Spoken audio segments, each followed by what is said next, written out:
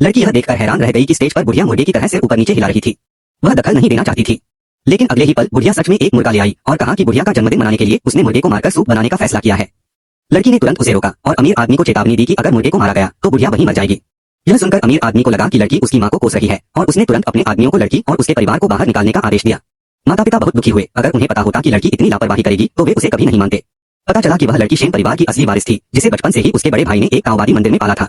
जब वह 18 साल की हुई तो शेन परिवार को अचानक उसके बारे में पता चला और उन्होंने तुरंत अपने बड़े बेटे को उसे घर लाने के लिए भेजा। लेकिन उसके भाई को लगा कि वह कोई देहाती है और उससे मिलने पर उसने उसका मजाक उड़ाया कि वह सीधी सादी नहीं है। लड़की बहस करने में आलसी थी, इसलिए उसने उसे एक ही थप्पड़ से भगा दिया। बाहर अपने भाई की गालियां सुनकर वह इतनी गुस्से में आ गई कि उसने बिजली गिराकर उसे मार डालने की धमकी दी। लेकिन उसके बड़े भाई ने अचानक उसे रोक दिया, यह कहते हुए कि मंदिर में पैसे की कमी है और उसे इस मौके का फायदा उठाकर पहाड़ से नीचे जाकर पुण्य कमाना चाहिए और कुछ पॉकेट मनी कमानी चाहिए। अपने बड़े भाई की इज्जत करते हुए लड़की बिना मन के मान गई और जल्दी से उसके पीछे शेन परिवार के घर वापस चली गई। लेकिन जैसे ही वह कार से बाहर निकली, वह यह देखकर चौंक गई कि शेन परिवार का घर उदासी में डूबा हुआ था और उसमें सड़न के निशान दिख रहे थे। हालांकि घर का लेआउट नॉर्मल लग रहा था। उसी समय यांग अचानक लड़की का स्वागत करने के लिए दौड़ी। यह सुनकर भाई तुरंत यांग के लिए खड़ा हो गया और कहा कि वह शेन परिवार में पली भी है और उसकी इकलौती बहन है। लड़की अपने भाई बहनों को यह करते देखने के लिए बेचैन थी। उसने उन दोनों को एक ही झटके में सीढ़ियों से नीचे धकेल दिया। जैसे ही भाई बदला लेने वाला था, उनके माता पिता काम से घर लौट आए। यांग ने यह देखा और तुरंत शिकायत करने के लिए दौड़ा कि लड़की ने उसे मनहूस कहकर बदनाम किया है। जब पिता ने लड़की से पूछा कि क्या हो रहा है, तो उसने हिम्मत करके अपनी पहचान बताई और कहा कि वह कुंडाओ जुआनमेन संप्रदाय की उत्तराधिकारी है। उसने दावा किया कि उसे पहले से पता था कि उसके भाई की काली हुई कैंडी 3 दिनों के अंदर उसके लिए खून खराबा लाएगी, लेकिन अपने पारिवारिक रिश्तों का ध्यान रखते हुए वह उसे सिर्फ 88,000 युआन में शांति का ताबीज बेच सकती थी। यह देखकर माता पिता को लगा कि लड़की पागल हो गई है। हालांकि उन्हें हैरानी हुई कि अगले ही पल भाई ने सच में अपना फोन निकाला और पैसे ट्रांसफर कर दिए। लड़की की अलौकिक शक्तियों को देखकर और जिंदगी और मौत दांव पर लगी होने के कारण उसने इसे नजरअंदाज करने के बजाय इस पर विश्वास करना बेहतर समझा। यह कहने के बाद बड़ा भाई अपने दोस्तों से मिलने के लिए बाहर भागा। अचानक एक ट्रक तेजी से उसकी ओर आया।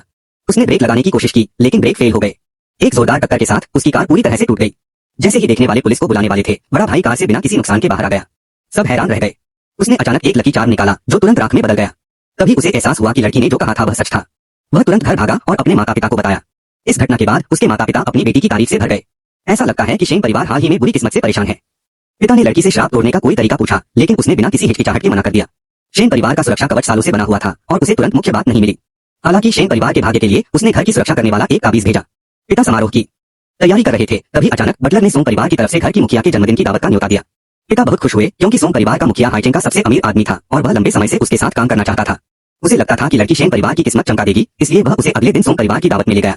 लेकिन जैसे ही लड़की अंदर आई, उसे लगा कि दावत हॉल में कुछ गड़बड़ है। यह दावत खास तौर पर सबसे अमीर आदमी ने अपनी माँ की अच्छी किस्मत के लिए रखी थी। माँ जो पहले ठीक थी, अचानक दिमागी तौर पर ठीक नहीं रही, उनकी समझ कम होती दिख रही थी। जब वे बात कर रहे थे तो सबसे अमीर आदमी ने माँ को दावत हॉल तक पहुंचाने में मदद की।